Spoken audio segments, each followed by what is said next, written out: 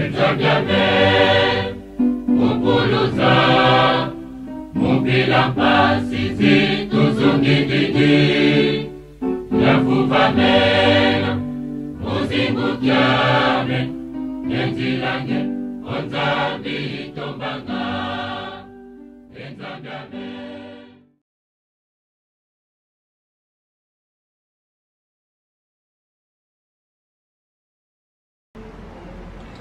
Bonjour, bonjour, shalom, shalom, peuple de Dieu. Ngai Wabino, naeli sous votre humble servante, prêtresse Gaïa, consacrée par Maître Jean-Pierre Manzolo dans l'ordre de Melchisedec. Voilà, donc les lots au solo qui la fois passée, Bananzambe, l'autre solo là, qui est Melchisedec. Nabaki qui na tuna mitro, batuba benga mingi, babisingai. Prêtresse, prêtresse selon l'ordre de Melchisedec. Parce que Melchisedec en Wazanani. Je vais vous expliquer qui est Melchisedec. Il y a un lelo naïe poto solo la Melchisedec Azanani. C'est vrai, c'est bizarre aussi. Enfin, on a un cas pété parce que on a un mopé. Il y a qui Melchisedec était. Mais Azan la Bible. Il y a qui est Melchisedec. Tout le monde catholique, nous sommes tout na ba première communauté au sala na ba catéchisme to zoa biso surtout au sala ngo na ba confirmation to na ba malongi mano surtout mais to yebi enfin nga na yeba ki Melchisedec était là, je parle de moi na yeba ki Melchisedec était na ba groupe de prière et tout na yeba ki toujours pas Melchisedec azaki aza nani. C'est vrai bato bazo tout na ngai mais c'est kaza nani nazo comprendre lui non. Voilà, donc les autres nous ont expliqué tout un limbola, Melchisedec Azali Nani Bananzambe. Tout dans Genèse 14, 18. Tout autant la Bible longo Bananzambe, vous sur la Bible la Bino, Léon a lu la Bible, tout dans la Bible. Melchisedec, roi de Salem, fit apporter du pain et du vin. Il était sacrificateur du Très-Haut. Il bénit Abraham et dit, béni soit Abraham par le Dieu très haut, maître du ciel et de la terre. Béni soit le Dieu très haut qui a livré tes ennemis entre tes mains. Bien aimé, bon continuer dans Ndaku. Nathan on a pour mon Melchisedec. Ayaki na rencontre ya Abraham de Totangi. Aye pour bénir Abraham. Et Abraham y est appelé ça qui est le dîme de tout. Jim habitant oyo akine kozwa, c'est-à-dire nega ganyaki na bitumba na ye na barwa oyo abundisaki wana gadiaki bakomba a récupéraki biloko apesaki Melchisedec 1% ya biloko surtout oyo aganyaki. Melchisedec a pamboli bien aimé. Soki botali na Hébreu 7:7 elobi na biso ke kaka supérieur nem tawi ko pambola inférieur eza na Bible. Botala na Hébreu 7:7 boromona. Sikoyo biso toyebi Abraham, aza patriarche, grand prêtre na kati ya Bible. O nzamba pesa ya loba na etanga ba étoile na likolo, tanga ba graine na mabele na se. Nation o na kopesa o yango wana. Donc toyebi ki Abraham aza grand prêtre, aza mutu munene na kati ya Bible. Toyebi, mais Melchisedec yesi kwa yeko pambola Abraham. Melchisedec azali nani. Et puis Abraham a payé les dîmes de tout. Donc dîmes de dîmes quoi. Donc Azali Nan. Quand on a Melchisedec c'est qui? A payé le pain et le vin. Pourquoi le pain et le vin bien aimé? Parce que tu as dit que dans Genèse, Moutakomango et Moïse. Moutakoma Genèse et Moïse. À l'époque, il y a Moïse et l'Ancien Testament. Jésus, il y a Bisso. Jésus n'a pas noté dans Genèse. Mais comment ça se fait déjà Melchisedec? Il a dit déjà qu'au Pessa, Abraham, le pain et le vin. Vous raisonnez, on a le but qui est autant la Bible, autant la Bible dans l'esprit, autant la Bible dans la unité. Il faut que nous soyons appelés Saint-Esprit. Azalana yo autant la Bible pour comprendre. Melchisedec azaka na la Bible, mais tu vas y baïté. Tu as na kati ya Bible. Ya on a lobi ke patriarche lokola Abraham, grand prêtre na kati ya Bible. Sikoyo Melchisedec aye ko pambola ye. et puis apesi pain na vin et ye apesi les dîmes de tout azanani mutuana. Il est qui Melchisedec? Et puis apesi li pana vin ya on a lobi na bino ba na nzambola na bien. Jésus azala quitté na Genèse. Biso toyebi na ngana bino ne botala ngai toyebi ke mutu abanda makambo ya le pain nzoto ya Christ na makila na Yesu Masia toyebi ke ezali Jésus mutu alakisa ngo ba apôtre ba ki fait cela en mémoire de moi. Tolandaka ngo ndenge wana toyebi ke ezali Jésus talakisa. Voilà wana on a tela no point wana toyeba déjà que Melchisedec asalaka ngo déjà. Parce que qui est Melchisedec na kanisi na zo kene boye bozola na bien bozo comprendre. Donc voilà. Toki sikoyo toki na Apocalypse. Apocalypse 5 verset 6. Toki na Apocalypse 5 ba na Nzambe boluka na Bible na bino. Apocalypse 5 Lelo Petresse Gaïa Otangisa Biso Lelo Bible. Petresse, Apocalypse 5, verset 6. Et j'ai vu au milieu du trône et des 4 êtres vivants, et au milieu des vieillards, un agneau qui était là comme immolé. Un agneau qui était là comme immolé, bien-aimé. Immolé la kisi ke bakati kingo. Hein? Na likolo déjà. L'Apocalypse l'obéli yango. Apocalypse 5, verset 6. Na bandeli, et j'ai vu au milieu du trône et des 4 êtres vivants, et au milieu des vieillards, un agneau qui était là comme immolé. Il avait 7 cornes et 7 yeux qui sont les 7 esprits de Dieu envoyés par toute la terre. Paul n'a pas mis verset haut. Il n'y a jamais de sacrifice sans makila. Biso tu peux s'en sous makila te. Parce que Jésus n'a biso assis à fouta déjà, makila n'a pas les bino. À fouta déjà. Aux apôtres expliqué bino qu'il n'y a jamais sacrifice sans makila. Il y a toujours sacrifice sans makila. Voilà. Si on a le babo bien aimé, on a déjà passage au pour nous comprendre bien que sacrifice ça aura toujours dans makila. Voilà. Dans le monde où bien aimé, la polarité, c'est-à-dire dans l'équilibre du monde, hein? Ndenge tambolaka. Monde où est simbami. Et simbami dans 3 trinités. Le Saint-Esprit ezo tambusa équilibre ya monde. Il y a spirituel na humain. Voilà. 3 trinités, on les a dit Dieu le Père, Dieu le Fils, Dieu le Saint-Esprit. Quand je parle de Dieu le Fils, je parle pas de Jésus. Je parle de Christ. Nous allons parler de Christ. Voilà. Mais la biso ya bato bien aimé ko kaina o nzambe te. Nzambe déjà na bon nzambe na ye ba na nzambe. Hein? Na bon nzambe na ye déjà ayeba kake ce qui a créé monde spirituel, c'est-à-dire ba ange ba ko désobéissera un jour. Ce qui a créé le monde, il y a biso bato ba ko désobéir un jour. Tu as vu déjà que ba ange ba désobéir ça qui. Tu as vu l'histoire il y a Lucifer qui a désobéi à l'école, il y a une perspective dans ces awa. Tu as vu des anges qui ont été humains dans ces awa, ils ont été délige. Tu as vu yango. Biso ba humain à l'époque, tu as vu ça kaka, tu as désobéi ça qui. Tu as vu. Alors nzambe na bonzambe na ye ayebi ke bato ba ko désobéir. Le roi na nzambe na yebi ke na ko créer bato na kati ya bato wana. Bon ngai kozala na kati na expliquer na ba vidéo na ngai liboso na ba ke nzambe ataki souffle na kati na biso roi chi babengaka na hébreu ataki yango na kati ya mutu. Donc nzambe la bonzambe na yebi ke bato ba ko désobéir ba ange ko ba ko désobéir lokola ngai nazali miséricordieux lokola bato ba na kati na bango ngana kozala na kati bo portion na nozala na kati na mawa wana nzamba lobi faut to sa nini faut ko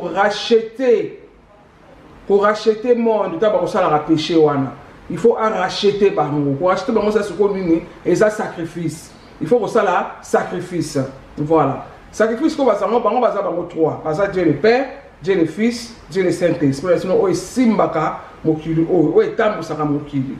Alors, basolo li bango 3. Le but c'est quoi pour racheter le monde. Dans la sacrifice, pour sacrifier, tant mokili. Batu baro désobéir, ça va ange baro désobéir. Ça faut tout racheter bango. Il y a on attend là qui nous Apocalypse 5 verset 6 pour mon avis.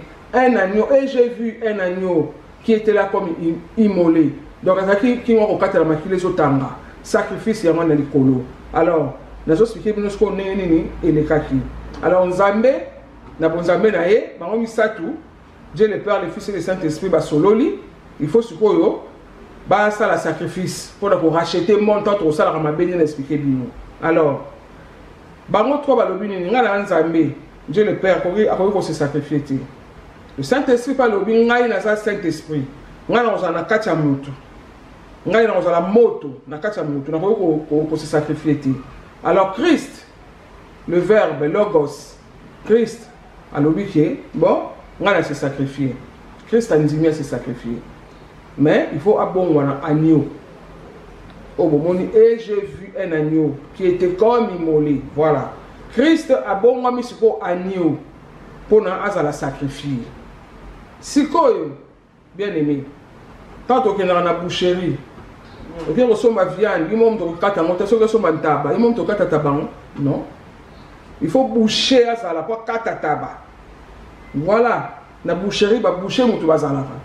Yo reçoit ngombe na ba peso mbelise mo kata non parce que ça domaine na hota yo reçoit donc tant on est na boucherie la boucher bazaka kuna voilà donc est-ce que pour tout comprendre bien pour la la likolo bango misatu sikoyo Dieu le Père le Fils et le Saint-Esprit le ko la Christ andimi à la sacrifice alors il faut sikoyo sacrificateur bien aimé il faut sacrificateur azala pona akata kingo ya agneau.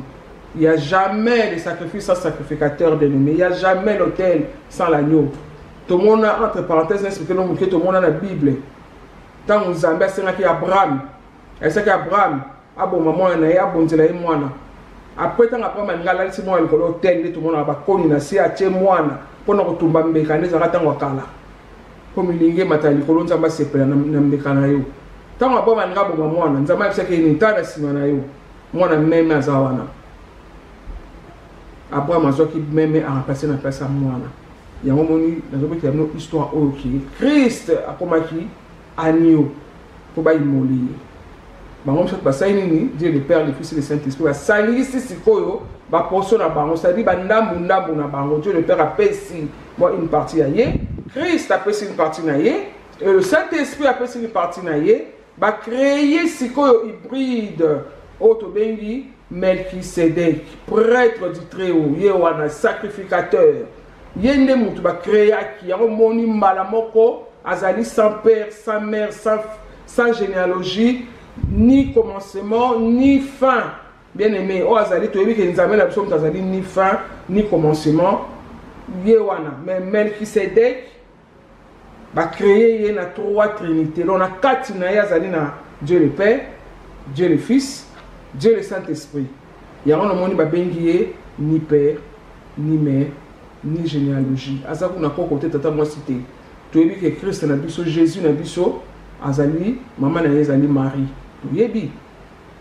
Voilà, mais Melchisedec azali ni fin. Nzambe ye mo muta créer na trois trinités ba créer pour na ay molé siko agneau.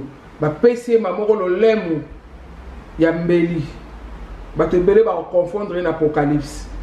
Ba confondre l'Apocalypse ou la Bible que l'Apocalypse quelque part ils ont un cheval blanc, le lemu ya mbeli na premier ba commis roi des rois, seigneur des seigneurs. Yé wana Melchisedec, prêtre du Très-Haut. Yé mutu ay molé agneau sikoyo na likolo kuna a récupérer makila na coupe bien aimé. Voilà Melchisedec c'est qui? A récupérer makila wana. Symbole na déjà coupe, il y a Melchisedec. Symbole na déjà coupe. Coupe neza wana, eza na liturgie munene. coupe eza na enseignement munene, coupe eza na ba prière munene, bato na nzambe o bayebi baotala na bayebi. Coupe symbole ya Melchisedek. Voilà. Yesu koyo tina na eza nini ya Melchisedek ezaki à réconcilier la divinité na humanité. Il est là pour réconcilier la divinité et l'humanité. Tant au sala ramasumu, tant au lelaka et biso et ange la lobi la divinité et l'humanité biso tant au lelaka masumu na biso nzambe alimisa biso mataka na likolo sous forme ya milinga, sous forme ya braise, sous forme ya encens, ba prière na biso ne mataka siko ne Melchisedek na coupe wana récupérer le sang de Christ nde asangisaka yango mpona kosengela biso pardon. Na likolo kuna nzambe afungula bambassade na baiki likolo za lokwa na se bambassade ba monde angélique ya Melchisedek.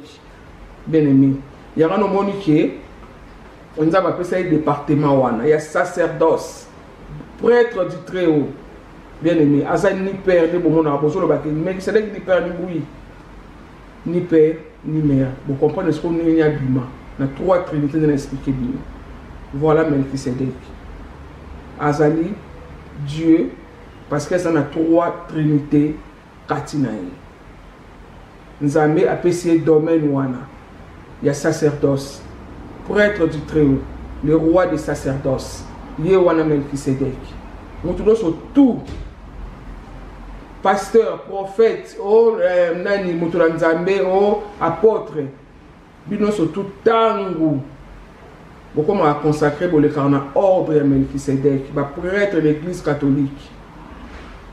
Ce qui quoi assister, tant va consacrer à prêtre catholique, tu es prêtre selon l'ordre de Melchisedek. Voilà. Ma pasteur aussi, bazali na ordre à Melchisedek. Et ça le quoi dans mon kili awa, tout ça dans ordre à médecin bien aimé. So comme médecin faut prêter serment Hippocrate. Malamon continue dans ordre des médecins. Mais avocat pareil. Na barreau na bango est tel comme ça comme avocat ou lekina oza obligé le kana barreau wana ordre ya barreau wana ba métier ba avocat oza na kati mais c'est pareil. So comme prêtre, comme pasteur, comme prophète, oza obligé au le cas na ordre ya Melchisedek parce que domaine wana les ayé. Jésus-Christ est moko na Hébreu 6 na Hébreu 6:20. Botangi nzambe mo alobi la Jésus azali sacrificateur selon l'ordre de Melchisedek. Botangi on a Hébreu 6:20. Voilà. Azali Jésus-Christ azali sacrificateur selon l'ordre ya Melchisedek bien-aimé. To yebite azana kati ya Bible. C'est vrai que Melchisedek va parler mille dans fragment bien-aimé.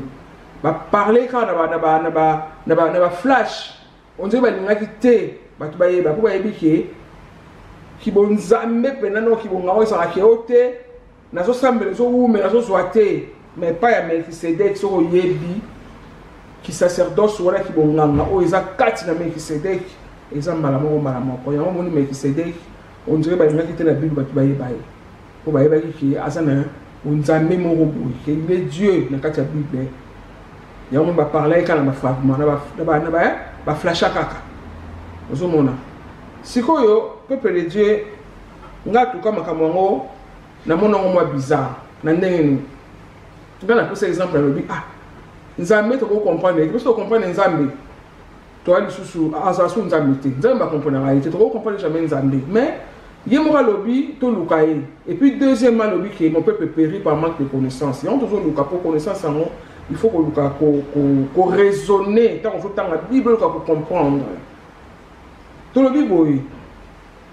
Nous avons mis la Tinara Noé à ça la bateau. Tu as histoire dans la Bible bien aimée. À ça la bateau. À qui on a Noé mutama sanga.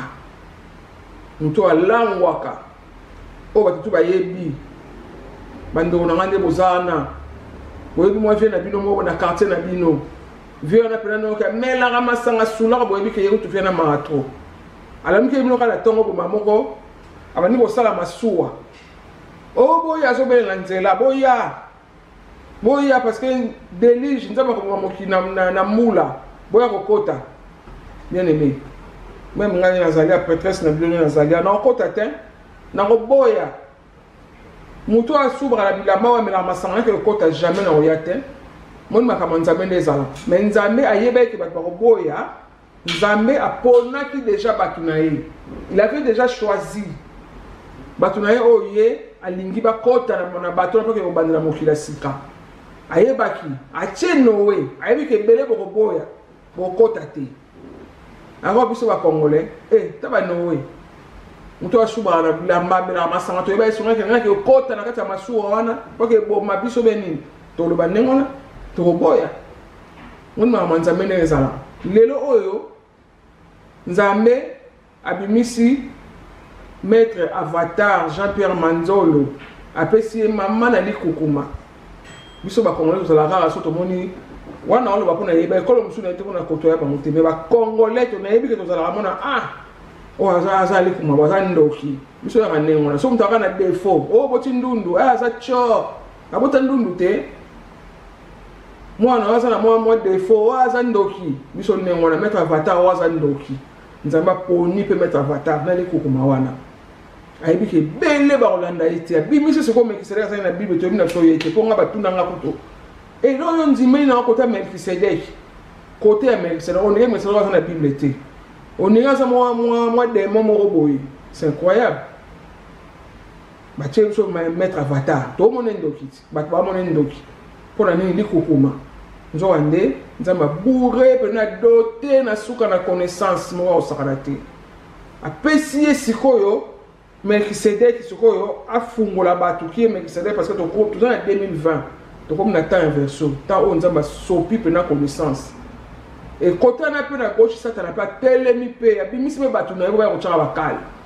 eza temps inverso bien aimé il faut kofungwama koka kocomprendre qu'est-ce qui se passe babilo mosusu oyo yoka nanu te na vie linga omeka nano koyeba nayoka nanu kuna nano ezoloba nini biso te biso kaka non ndoki sans kutu koluka koyeba soko sokangamaki no kaka basi basikaki oke non Jésus s'est fait cher nzambe Dieu s'est fait cher akitaki na mokili otikali kaka wana okangami kaka wana non il faut koluka kopousser connaissance koluka koyeba qu'est-ce qui se passe moto azoloba nini mekisedeki ngo aza nani nameka noko koyeba non sikoyo tutanga na bible ti aza na bible eza na ebele na Hébreu 7 26 20 na bokotanga mekisedeki azali tala mpe na kati ya bible balobi makambo na ye na kati ya bible biso tolukaki c'est vrai seulement ke pa moto oyebi te bela fo kobondela liboso obondeli nzambe nzambe atalisa yo soki nzela wana ezali bien mpe sozokende mpe sozoketya makolo yango nomoni ke nzambe asalaka makambo na ye lolenge na ye bien aimé tokoki jamais kocomprendre nzambe jamais po tocomprendre aza susu nzambe te mais atie maître avatar apesi ye sikoyo sacerdoce bonzambe oyo ya melkisedeki sikoyo ayebi ke ebele bakoya te mais nakomosepela parce que bato ebele aussi baza kolamuka baza kocomprendre baza kobenga nga naza prêtresse c'est l'ordre de melkisedeki yango nazoexplike bino bocomprendre nayebisi bino ki ye melkisedeki akote na 3 trinité Dieu le Père, le Fils et le Saint-Esprit yango bomoni aza sans père sans mère ni généalogie ni koko moni tata mongo so mama leki aza te et puis aza ni fin azo demeurer sacrificateur à perpétuité ti mokili soki okufa toyebi te donc ye atikali ndenge wana aza lokola nzambe donc aza nzambe mpo nzambe aza ni commencement nzambe aza ni commencement aza moto acréé amena Dieu le Père le Fils et le Saint-Esprit mais il est qui mpona bino boresole bino botala soko bible botanga bapassage na pesi botanga mpo bocomprendre qui est melkisedeki voilà nzambe asala makambo na ye nde ezali bien aimé tokozwa lelo batia biso na motu ya nzambe ewumelaka bayema ona banzembo kutu ya nzambe ewumelaka no bozala ya nzambe ewumela batie bino na motu o rien ya nzambe ewumelaka kaka te c'est parce que toyaki na connaissance toyebaki te ke moto asimbi mpena département wana melkisedeki bapasteur mosusu bango osimela wana bakisi mpo akosaka bato o melkisedeki nde motu aza na bonganga wana tozoyembaka bonganga na nzambe bonganga kasi yango wana ti sacerdoce il y a grand prêtre Melchisedec, prêtre du Très-Haut, bien aimé. bapesi yango sikoyo epai ya maître avatar alamusa bato ye moko arépétera lelaka mpe maître avatar mon peuple périt par manque de connaissance abandela yango 150 000 fois. Pourquoi? Parce que biso bana nzambe toma omona kaka photo kende kosimba mpona bonga. Or non, connaissance soko yebi yango soko fungwami na connaissance omona ke ezalaki nango nde boye ngai nazoki retard nga nalobaki ke kosambela ba heure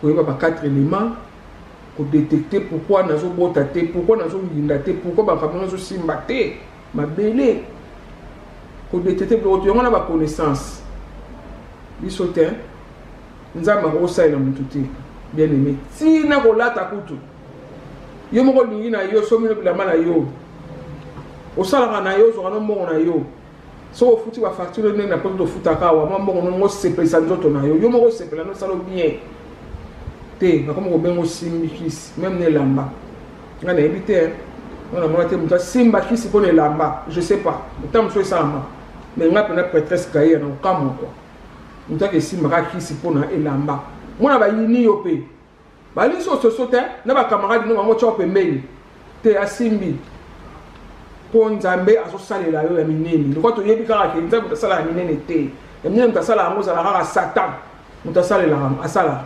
satan moto akopesa kaka mbongo mpo osomba imebe na yo kaka satan moto akopesa mbongo mpo tonga flati na kini kaka satan. Oh non satan kaka te nzambe akopambola mpe ti pourquoi nzambe akopambola yo te? Dieu aussi peut te bénir, te donner l'argent et peut salir makamna ko sompe ndako na yo bato bakana ba loto est-ce que basima na ekite basima bakisi je sais pas tu peux moi le pas kani nzambe pas sumbie pe a gagner pe na loto asomi ndako na ye voilà tu peux ko sa pe nzambe pas molé pas zo musala mo ya bien baso fute pe kitoko baso fute bien makasi alors ta ba fute bien makasi asa ini ina moi c'est la poto biso to sala to ko kansa mbona so maman ndako na biso peut-être qu'il y a Simba. Moi, normalement, là, tu as un Gucci.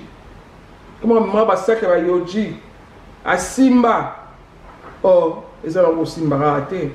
Ils ont la connaissance. Dans 4 cas, il y a la Bible tout le temps. Tu viens de la Bible dans Bisso. Pour comprendre ce qu'est la connaissance. Tu fous moi mon esprit. Tu remontes la Bible, était le roi fable de la fontaine. On se tend à la non. Il faut que sengana nous avons discernement, que sengana nous avons fondé l'esprit, Saint-Esprit et Zanayo, pour tant comprendre. Tu vois, nazo le bateau qui est bateau, bayebi Melchisedec, nazo comme bangote, na début émission, on a bien que moi-même aussi, n'ayez qui Melchisedec, je ne connaissais pas. Malgré tout, il y a des prières, tout il y a des rois, mais jamais n'a tikala, il y a Melchisedec, c'est qui? Alors quand j'ai vu mettre Avatar un jour comme ça, par hasard, na TV, dans un temps, on a eu un théâtre, tout à l'heure, on a vu sur l'exemple, air. Donc, peut-être ici, comme Luca, c'est là que tout le monde Melchisedec et là, pardon, maître Avatar. Oh, on a un ressource, tout ça, on a un touché, on a un touché, on a un touché, mais esprit ka nzambe simba ki biso. Nela lobi ke nzamba yebara. Achaka ba sona ina batu na ina bete histoire ya Noé. Nzamba simba ki bato ba kota na maso ayebaki. Anga ke bandela mokili ya sika. Fallait qu'il batte pe o yemo ka pona ki déjà yebaki bato ba koya. Alors nous les jours là aussi, les akito Bouddha qui mais papa bana lobi non. Si quand on tient to talo muton to landa ina. To tala ki to landa ki est bien aimé. To landa ki et il disait des choses oh biso de manière qu'on poser ma question. Ton yeba parce que pourquoi de manière qu'on s'amène là, mais c'est pas tout de l'autre côté. Tout ça mais mais tout soit té. Changement ça là vraiment té. Bien aimé. Ba pasteur na biso atika biso té oui, to boy pe ba monter. To ba prière va passer ba sunga biso na ba prière ya ko sakana té. Ngana examine que na bela malade mini makasi. Mais tu vois que na pasteur na biso on s'est battu ensemble dans la prière. Mais, tous au bon de là, on a payé. On a fait zui. Tu as toujours nous avons fait ça biso. Bien aimé, le roi, ok, guerre. Ok, guerre, bakanyo bando na l'homme noir, bakanyo soumis, on se tirer dans les vides. On se mettre dans on se tirer. On se mettre dans assassin dans les vides, on est au monde, on a monté, on est au battre, on bête dans les vides. Mais ça va le monde au bando. Ne pas se voir au monde ennemi au bêta se commence à si bien, au dirigeant on se bien. C'est ça la connaissance. connaissance yango wana nde toyeko contacter Avatar parce que tomoni makambo to landi bina ba mission na ye tomoni que oui tomoni ko se poser ba question ye ndika so répondre ba question to kota ça fait 4 ans moyo nous on est chez maître Avatar Olimbi Sanga bien aimé to koti pas maître Avatar tout le monde changement tu veux comprendre que autre que Luka yango yo tout le monde était mon combat parce que kene na butula mka des cimetières que na osala boto mon monta et ça ka ba prière que to comme na discipline au sakanate depuis to comme kuna oui parce que au ça ba prière peut-être ngai na za prêtresse na bino gai aller le comme prêtresse na mka na tongo te na bi mettre Avatar na comme prêtresse ben nzambe na comme prêtresse non la salle de prière 81 jours s'il vous plaît il y a prière sans sexe sans viande alcool déjà tout ça ça est déjà bien passé la mélange tout alcool et ça là tout bien parce que na mélange tout ezaki yango et puis qu'on a à peine candidaté bien aimé tous les jours prière sur prière méditation prière 81 jours pour ne faire ça la preuve na ça la sacrifice na ngo nzambe na ça ba prière na pona comme les prêtresse vous avez quitté le lobby hein non je fais mes prières na ça ba preuve na ngai et puis sans sexe bien aimé vraiment bonjour ba mari de nuit hein il faut ça makasi au quoi ça maté parce que ce quoi ça mi na mari de nuit c'est-à-dire au mitiki na yo ke penati na suka na mari de nuit bien aimé au bané to comme na on a 80 jours comme ka kolomoko au quoi ça mi na ekobo wana na mari de nuit au bandela peut-être à 0 il faut vraiment au quoi ça maté na mari de nuit mais il faut ça qu'on a prière na fois makasi au senga nzambe no asimba yo pour kokisa si na 81 jours na yo aussi ici mettre Avatar pe na bengi papa na silisi 81 jours na nga abasenga sur 3 jours basa sur 3 jours eza ndengo wana na basi sur 3 jours na ba ça ngai 84 jours pour la passer sur 3 jours de prière bien aimé voilà donc makambo nzambe soko lingi okoma nango musika bien aimé tu peux to vanda kaka boité en tout cas dans le bala bateau mingi ba obenga ngao momo na ngai oboso benga to swana bino na to ça conseil makambo nzambe eza kitoko mingi soki oyebi yango vraiment à fond bien aimé en tout cas na sepeli la monde to soloni malamu expliquer bino nzambe apambola bino bato tous bozo la ngai nzambe apambola bino na bandako na bino na so sepela mingi nzambe apambola bino to continuer quand dans le baki à terme c'est bébé autre ça n'a pas moli maître Avatar merci beaucoup mon patron mon mentor nzambe apambola yo na libota na yo na pesi mbote mingi na manager na ngai prophète Ambriel docteur Zinzong mbote mingi